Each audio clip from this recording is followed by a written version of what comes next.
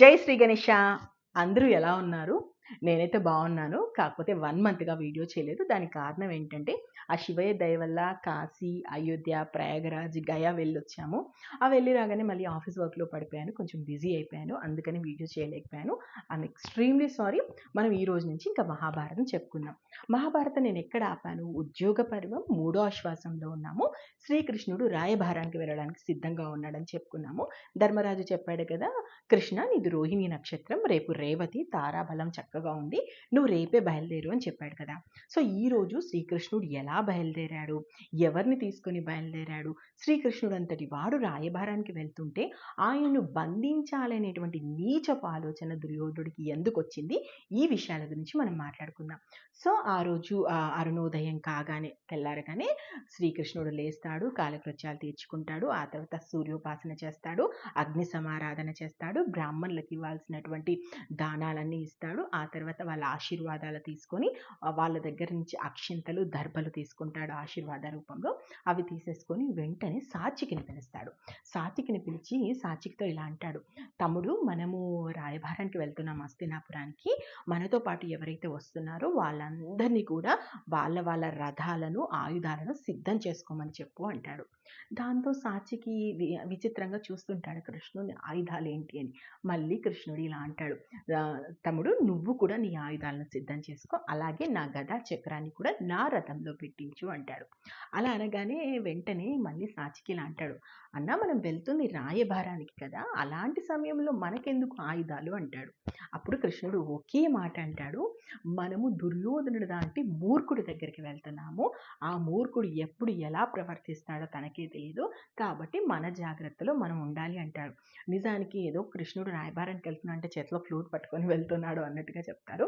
అలాంటివి ఏమీ లేదు. చక్కగా రాయబారానికి వెళ్తూ కూడా ఒక సామాన్యుడు లాగానే, ఒక రాజు లాగానే ఆలోచించి నెక్స్ట్ ఏంటంటే ప్లాన్ బి కూడా సిద్ధం చేసుకుని వెళ్తాడు శ్రీకృష్ణుడు. శ్రీకృష్ణుడు రథసారథి అయినటువంటి దారకుడు శైబ్య, సుగ్రీవ, మేఘపుష్ప, బలహ, ఈ 4 గుర్రాలను కట్టి ఆ రథాన్ని ఏర్పాటు చేసి దానికి గరుడ ధ్వజాన్ని ఉంచి దానిలో కృష్ణుడి యొక్క గదా చక్రము, మిగిలిన ఆయుధాలను ఉంచుతాడు.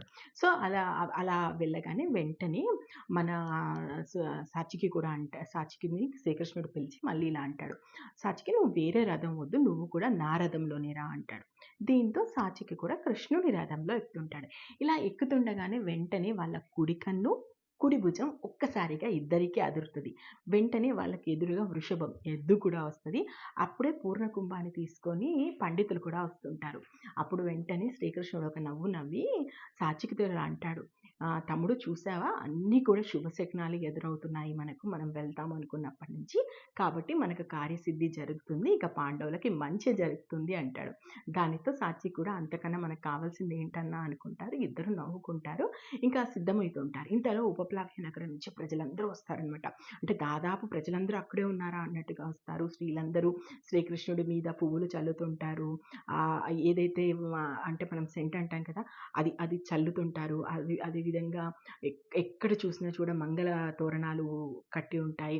ఆ సమయంలో పాండవులు, యాదవులు, కైకేయులు, మత్స్యులు, పాండ్యులు, పాంచాలులు వీళ్ళందరూ కూడా వాళ్ళ వాళ్ళ రథాలు ఎక్కేసి మంగళ వాయిద్యాల మధ్య శ్రీకృష్ణుడు ఉన్నటువంటి ప్రాంతానికి వస్తారు. ఎవరు మాట్లాడినట్టుగా వాళ్ళు మాట్లాడుతుంటారు. ఇంతలో వాళ్ళందరి మధ్యలో నుంచి ధర్మరాజు ముందుకొచ్చి నిలుచొని, కృష్ణుడు ఎదురుగా నిల్చొని కృష్ణుడితో ఇలా అంటారు, కృష్ణ, నీకు అన్నీ తెలుసు, ఏం చేయాలో తెలుసు, కానీ చెప్పాల్సినటువంటి బాధ్యత నా మీద ఉంది కాబట్టి నేను చెప్తున్నాను విను. నువ్వు హస్తినాపురం వెళ్ళగానే ముందుగా కుంతీదేవిని కలువు. మేము అరణ్యవాసం వెళ్ళింది మొదలు ఆమె విదురుడు దగ్గరే ఉంది, హస్తినాపురంలో ఉంది, ఎలాంటి కష్టాలు పడుతుందో ముందు ఆమెను ఓదార్చు, మేము సంతోషంగానే ఉన్నామని చెప్పు, మేము త్వరలోనే తనను వచ్చి కలుస్తామని చెప్పు, అయినా నీ మేనత్తతో ఎలా మాట్లాడాలో నీకంటే బాగా ఎవరికి తెలుసు, సో నీ మేనత్త సంతోషపడేలా మాట్లాడు. ఆ తర్వాత విదురుడితో మనం తీసుకున్నటువంటి నిర్ణయాల గురించి చర్చించు. ఖచ్చితంగా ఆయన మనకు మంచి సలహాలు ఇస్తారు. అంటే విదురుడు విదురుడు మొదటి నుంచి అంటే ఎటు వెళ్ళాలి ఏంటి అనేది ఒక ప్రణాళిక వేయడంలో సిద్ధహస్తుడు కాబట్టి నువ్వు ముందు విదురుడితో మాట్లాడు, విదురుడు ఏం చేయాలి ఏంటి అనేది మనకు ఖచ్చితంగా దిశానిర్దేశం చేస్తాడు. ఆ తర్వాత మా తాత అయినటువంటి భీష్ముని కలువు. భీష్మాచార్యుని కలిసినప్పుడు ఖచ్చితంగా తాతగారు అక్కడ ఏం జరుగుతుందో లేదా దుర్యోధనుడి మనసులో ఎలాంటి కపట ఆలోచనలు ఉన్నాయో అవన్నీ కూడా తెలుస్తుంది. ఆ తర్వాత మా ముత్తాత బాహ్లికుని కలిసినప్పుడు నీకు ఏం చేయాలి ఏంటి అనే దానికి సంబంధించి క్లారిటీ వస్తుంది. అంటే ఇక్కడ ధర్మరాజు ప్లానింగ్ చూసాం కదా, ముందు అమ్మనైతే సంతోషపెట్టు, ఆ తర్వాత విదురుని కలిసి ఏం చేయాలో చెప్పు, ఆ తర్వాత భీష్ముని కలువు, బాహ్లికుని కలువు. ఇలా కలవడం ద్వారా వాళ్ళు ఏమనుకుంటున్నారు, అసలు హస్తినాపురంలో ఏం జరుగుతుంది అనేది నీకు ఒక ఐడియా వస్తుంది అని చెప్పేసి చెప్తున్నాడు. అంటే ధర్మరాజు ఆలోచనలు కూడా అలా ఉంటాయి. అలా అన్న తర్వాత మళ్ళీ ఇలా అంటాడు, అక్కడ ఉన్న వాళ్ళందరినీ పేరు పేరున నేను అడిగానని చెప్పు. ఒక్కటే చెప్తున్నాను, నేను యుద్ధం వద్దనే అనుకుంటున్నాను. ఏదో రకంగా శాంతి మార్గంలో మమ్మల్ని కలిపేటువంటి ప్రయత్నం చెయ్యి కృష్ణ అని చెప్పేసి కాసేపు ఆలోచించి ఇలా అంటాడు. మా రాజ్యం మేం కోరుకోవడంలో తప్పు లేదు కదా, ధర్మంగా అది మాకు రావాల్సిన రాజ్యమే కదా, మా రాజ్యాన్ని మేము ఇమ్మంటున్నాము, దానిలో తప్పేముంది కృష్ణ, ఏం చేస్తే దుర్యోధనుడి మనసు మారుతుందో నువ్వు చెప్పు అంటాడు.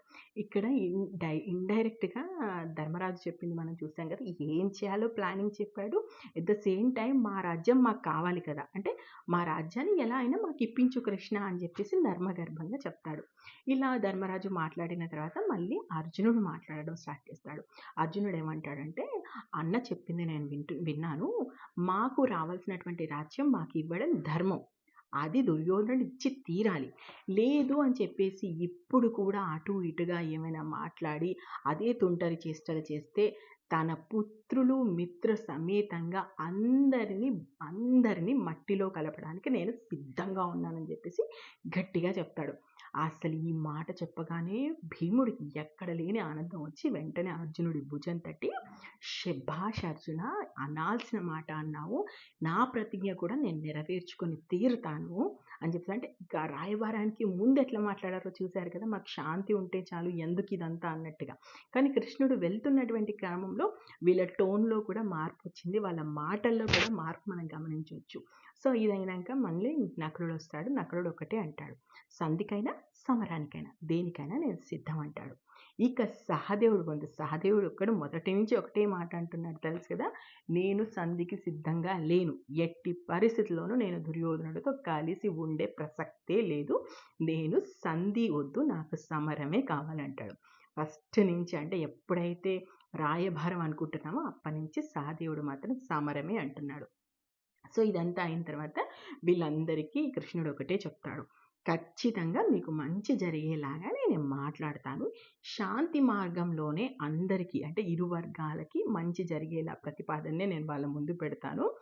సామదాన దండోపాయాలు అంటారు కదా, అవన్నీ కూడా వాడతాను, ఎలాగలా దుర్యోధనుడు మనసు మార్చేటువంటి ప్రయత్నం అయితే చేస్తాను అంటాడు. అనగానే సరే అని చెప్పేసి ఇంకా మీరైతే ఉపప్లవ్య నగరం వెళ్ళండి, నేను బయలుదేరుతానని కృష్ణుడు అనగానే పాండవులు 5 కూడా కృష్ణుని రథం చుట్టూ అంటే ప్రదక్షిణ చేసి వాళ్ళు ఉపప్లవ్య నగరం వెళ్ళిపోతారు. ఇక వెళ్ళిపోగానే కృష్ణుడు సాచికి కొంతమంది కలిసి వాళ్ళు ఇంకా హస్తినాపురం వైపు బయలుదేరుతుంటారు. హస్తినాపురం వైపు బయలుదేరిన తర్వాత కొద్ది దూరం వెళ్ళిన తర్వాత మధ్యాహ్న సమయం కావస్తుంటుంది. ఆ సమయంలో నారదుడు, జమదగ్ని, కన్వ మహర్షి ఈ ముగ్గురు కూడా శ్రీకృష్ణుడి దగ్గరికి వస్తారు. శ్రీకృష్ణుడి దగ్గరికి వచ్చి వాళ్ళు ఇలా అంటారు, కృష్ణ నీ అంతటి వాడు రాయబారానికి వెళ్తున్నాడు, అసలు రాయబారం నువ్వు ఎలా చేస్తావు, ఇంత పెద్ద సమరం కాకుండా నువ్వు ఎలా ఆపుతావో మాకు చూడాలని ఉంది అంటాడు. దానికి కృష్ణుడు ఏమంటాడు, దాందే ఉంది, ఖచ్చితంగా రండి, నాతో పాటు మీరు కూడా వచ్చేయండి, అక్కడే మనం చూద్దాము వెళ్దాము అంటే వాళ్ళు ఏమంటారంటే, ఇప్పుడు కాదు, సరిగ్గా నువ్వు ఎప్పుడైతే రాయబారం మొదలు పెడతావో ఆ సమయానికి మేము అక్కడ ఉంటామని చెప్తారు. సరే అని చెప్తారు. ఆ మహర్షుల దగ్గర సెలవు తీసుకుంటాడు.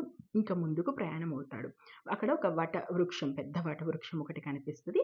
ఆ మధ్యాహ్నానికి అక్కడే సేద తీరుతారు. అక్కడే మధ్యాహ్నం తినాల్సినటువంటి ఆహారం కూడా అక్కడే తినేస్తారు. తినేసి అక్కడి నుంచి మళ్ళీ బయలుదేరడం మొదలు పెడతారు. సాయంత్రం సమయానికి కుశస్థలం చేరుకుంటారు. కుశస్థలం చేరుకోగానే ఇంకా రాత్రి అయిపోతుంది కాబట్టి మనం ఈ సమయానికి ఈరోజు రాత్రి ఇక్కడే సేద తీరుదామని చెప్పేసి అక్కడ ఒక మైదానం ఉంటే ఆ మైదానంలోనే వీళ్ళు ఉండడానికి బస ఏర్పాటు చేసుకుంటారు. అయితే అక్కడ ఉన్నటువంటి బ్రాహ్మణులు కానీ కొంతమంది ప్రముఖులు ఎవరైతే ఉంటారో వాళ్ళు వచ్చి కృష్ణుడిని అంటారు, నువ్వు ఇక్కడ ఉండడం ఏంటి కృష్ణ, రా మా ఆతిథ్యం స్వీకరించు అని. కానీ ఇప్పుడు కృష్ణుడు ఏమంటారంటే, నేను రాజకార్యం మీద వెళ్తున్నాను, ఒకరింట బస చేయడం సరైంది కాదు, నేను ఇక్కడే ఈ మైదానంలోనే మేము బస ఏర్పాటు చేసుకుంటామని చెప్పేసి అక్కడ కుశస్థలంలో ఉన్నటువంటి మైదానంలో బస ఏర్పాటు చేసుకుంటారు. చేసుకున్న తర్వాత కొంతమంది పిలిచినప్పుడు వాళ్ళ ఇంటికి వెళ్ళి అతిథిగా వెళ్ళి వాళ్ళ ఆతిథ్యం స్వీకరించి వస్తాడు. సో ఇక్కడ ఇది జరుగుతుంటది, కుశస్థలిలో ఇది జరుగుతుంటది. ఆ హస్తినాపురంలో ధృతరాష్ట్రుడికి ఈ విషయం తెలిసిపోతుంది. కుశస్థలికి కృష్ణుడు చేరుకున్నాడు, మరికొద్ది గంటల్లో రేపు ఉదయానికి ఇక్కడికి చేరుకుంటాడు అనేటువంటి విషయం తెలుస్తుంది. తెలియగానే ధృతరాష్ట్రుడు అసలు కాళ్ళు చేతులు ఆడవు, ఏం చేయాలో ఏంటో అర్థం కాదు. వెంటనే అందరినీ పిలుస్తాడు, భీష్ముడిని, ద్రోణుని, విదురుణ్ణి, సంజయుణ్ణి, తన కొడుకుల్ని, కర్ణుని, శకుని అందరినీ పిలిచి, శ్రీకృష్ణుడు అంతటి వాడు రాయబారానికి వస్తున్నాడు, మనం ఒళ్ళు దగ్గర పెట్టుకొని ఉండాలి, కృష్ణునికి జరగాల్సినటువంటి మర్యాదల్లో ఎలాంటి లోటు రాకూడదు, అన్నీ కూడా మర్యాదపూర్వకంగా జరిగేలాగా మనం చూడాలి, కృష్ణుడికి ఇప్పటి వరకు ఎవ్వరూ ఇంతటి ఆతిథ్యం ఇవ్వలేదు అన్నట్టుగా మనం ఆతిథ్యం ఇవ్వాలి, ఇక కృష్ణుడికి నచ్చినటువంటి ఆభరణాలు కానీ, నచ్చినటువంటి విలువైన వెలకట్టలేని వస్తువులన్నీ కూడా ఆయనకు మనం కానుకగా ఇవ్వడానికి సిద్ధపడాలి, ప్రతి ఇంటిలో మంగళ వాయిద్యాలు మోగుతూ ఉండాలి, పచ్చ తోరణాలు కట్టాలి, అసలు హస్తినాపురం మొత్తము శ్రీకృష్ణుడు రాక కోసం ఎదురు చూస్తున్నట్టుగా ఉండాలి, కృష్ణుడు రావడం కంటే మనకు ఇంకా అద్భుతమైనటువంటి విషయం వేరొకటి లేదు అని చెప్పేసి చెప్తూ ఉంటాడు ధృతరాష్ట్రుడు. చెప్తూ ఉంటే వెంటనే భీష్ముడు కానీ అదేవిధంగా ద్రోణుడు లేసి, ఖచ్చితంగా శ్రీకృష్ణుడు అంతటి వాడు వచ్చినప్పుడు మనం ఆయనను మర్యాదపూర్వకంగా ఆహ్వానిద్దాము, చేయాల్సినటువంటి ఏర్పాట్లన్నీ చేద్దాము, దుర్యోధనుడు దుశ్శాసనుడే ముందుండి ఈ ఏర్పాట్లన్నీ చేస్తారు అంటారు. మళ్ళీ తర్వాత ధృతరాష్ట్రుడు విదురుణ్ణి పిలుస్తాడు. విదురుని దగ్గరికి పిలిచి, విదురా, మనం శ్రీకృష్ణుడికి ఏ కానుకలు ఇద్దాము, ఇప్పటి వరకు ఎవరికి ఇవ్వలేనటువంటి కానుకలు ఏమున్నాయి చెప్పు, ఆయన కంటికి నచ్చిందల్లా మనం ఇచ్చేద్దాము, ఆయన ఏది కోరుకుంటే అది హస్తినాపురంలో మనం ఇచ్చేద్దాము అని చెప్పేసి మాట్లాడుతుంటారు. అప్పుడు విదురుడు ఒక నవ్వు నవ్వి, నీకంటే మూర్ఖుణ్ణి నేను చూడలేదు, నీకంటే వెర్రివాణ్ణి కూడా నేను చూడలేదు, కృష్ణుణ్ణి నువ్వు కానుకలతో కొందామనుకుంటున్నావా, లంచం ఇచ్చి కృష్ణుని నీ వైపు తిప్పుకుందాం అనుకుంటున్నావా, ఆయన ప్రేమకు భక్తికి తప్ప దేనికి లొంగడు, ఆయన అర్జునుడే, ఆయన ఆరో ప్రాణం, అలాంటి అర్జున్ని వదిలి నువ్వు ఇచ్చే కానుకల కోసం నీ మాట వింటాడనుకుంటున్నావా, ఇంతకంటే మూర్ఖమైనటువంటి ఆలోచన మరొకటి లేదు, ఆయనను కానుకలు ఇచ్చో మరొకటి ఇచ్చో మెప్పించలేవు, ఆయన ఏ పని మీద వస్తున్నాడో ఆ పని చెయ్యి అంటాడు. అప్పుడు వెంటనే భీష్ముడు లేచి అంటాడు, నిజంగా విదురుడు చెప్పింది నిజము, ఆయన ఇప్పుడు వస్తుంది రాయబారం కోసం పాండవుల తరపున, కాబట్టి ధర్మబద్ధంగా పాండవులకి రావాల్సినటువంటి రాజ్యం పాండవులకి ఇచ్చే అంటాడు. ఈ మాటలన్నీ వింటున్న దుర్యోధనుడు వెంటనే లేచి ఇలా అంటాడు, విదురుడు చెప్పిన దాంట్లో మాత్రం ఒక విషయం నిజం, మనం ఏం చేసి కూడా శ్రీకృష్ణుని మనసు మార్చలేము, అయినా ఆయనకు వెలకట్టలేని కానుకలు ఇచ్చి ఆయన అద్భుతంగా ఆహ్వానిస్తే ఖచ్చితంగా శత్రువులు మనకన్నా బలవంతులు, మనం బలహీనులం అనేటువంటి సంకేతం ప్రజల్లోకి పంపించిన వాళ్ళం అవుతాము, అతను ఇప్పుడు శ్రీకృష్ణుడిగా రావట్లేదు, మా పాండవుల తరపున రాయబారిగా వస్తున్నాడు, కాబట్టి ఒక రాయబారికి ఎంత ఎంత ఎంత మర్యాద ఇవ్వాలో అంత ఇవ్వచ్చు, వస్తుంది శ్రీకృష్ణుడు కాబట్టి ఆయనకు తగ్గ మర్యాదలు మనం చేద్దాము, అంతేకాని ఆయనకు కానుకలు ఇచ్చి ఆయనకు అంత అద్భుతమైనటువంటి ఆహ్వానం పలికితే ఖచ్చితంగా మనం ప్రజల్లోకి మనం తక్కువ అయిపోయాము, పాండవులకు భయపడ్డాము అనేటువంటి సంకేతాలు వెళ్తాయి, కాబట్టి అలాంటిది వద్దు అంటాడు. మళ్ళీ వెంటనే భీష్ముడు ఎప్పట్లానే అంటాడు, మరి అయితే వాళ్ళకి ఇవ్వాల్సింది ఏదో వాళ్ళకి ఇచ్చేసి, ఇంకా శ్రీకృష్ణుడు రాయబారంకి వచ్చినప్పుడు అంతటి వాడు వచ్చిన తర్వాత ఇంకా మనము మాట్లాడాల్సింది ఏముంది అనగానే ఈసారి దుర్యోధనుడు పిచ్చ కోపం వచ్చేసి, అస్సలు నేను ఇచ్చేటువంటి ప్రసక్తే లేదు, శ్రీకృష్ణుడు కాదు ఇంకెవ్వరైనా రాని, పాండవులకు నేను వాళ్ళ రాజ్యం కాదు కదా, సూదిమొన మోపేంత స్థలం కూడా ఇవ్వను, ఇచ్చేటువంటి ప్రసక్తే లేదు, శ్రీకృష్ణుడే రాని, మరెవరైనా రాని అంటాడు. అనేసి ఆలోచించి మళ్ళీ ఇలా అంటాడు, అంటే నాకు ఒక చక్కని ఆలోచన వచ్చింది, కర్ణ, దుశాసన, మీరందరూ కూడా ఒకసారి వినండి, శ్రీకృష్ణుడు ఇప్పుడు చాలా తక్కువ మందితో వస్తున్నాడు, శ్రీకృష్ణుడు ఇప్పుడు ఒంటరిగా వస్తున్నాడని మనం అనుకోవచ్చు, పెద్దగా సైన్య బలం ఆయనతో ఉండదు, కాబట్టి మనం ఆయనను బంధిస్తే ఎలా ఉంటుంది, శ్రీకృష్ణుడు లేడంటే పాండవులు రెక్కలు తిరిగిన పక్షులు అయిపోతారు, కాబట్టి మనం ఏం చెప్తే అప్పుడు అది పాండవులు చేస్తారు, అసలు శ్రీకృష్ణుడే మన దగ్గర బందీగా ఉన్నాడంటే నేను మొత్తానికి చక్రవర్తిని, భూమండలానికి మొత్తం చక్రవర్తిని కాగలుగుతాను, ఏమంటారు, శ్రీకృష్ణుని బంధిద్దామా, ఇంతకంటే మంచి అవకాశం మనకు రాదు అంటారు. అసలు ఆ మాట వినగానే ధృతరాష్ట్రుని గుండెల్లో రైళ్లు పరిగెడతాయి. కింద భూకంపం వచ్చేస్తది ఇంకా. వెంటనే భీష్ముడు, విదురుడు, ద్రోణుడు నానా మాటలు అంటుంటారు. అసలు దుర్యోధనుడు అలా అన్న తర్వాత కర్ణుడు, దుశ్శాసనుడు ఎలా రియాక్ట్ అయ్యారు? అదేవిధంగా భీష్ముడు, విదురుడు ఎలా రియాక్ట్ అయ్యారు? అసలు ధృతరాష్ట్రుడు ఏమన్నాడు? ఆ తర్వాత ఏం జరిగింది? శ్రీకృష్ణుడు ఎలా హస్తినాపురం వచ్చాడు? వచ్చిన తర్వాత ఏం జరిగింది? దుర్యోధనుడు ఎలా తన పన్నాలను చూస్తాడు? ఇదంతా కూడా మనం నెక్స్ట్ ఎపిసోడ్‌లో చూద్దాం. నేను మహాభారతం ఉన్నది ఉన్నట్టుగా చెప్తున్నాను. మీకు నచ్చితే ఆశీర్వదించండి.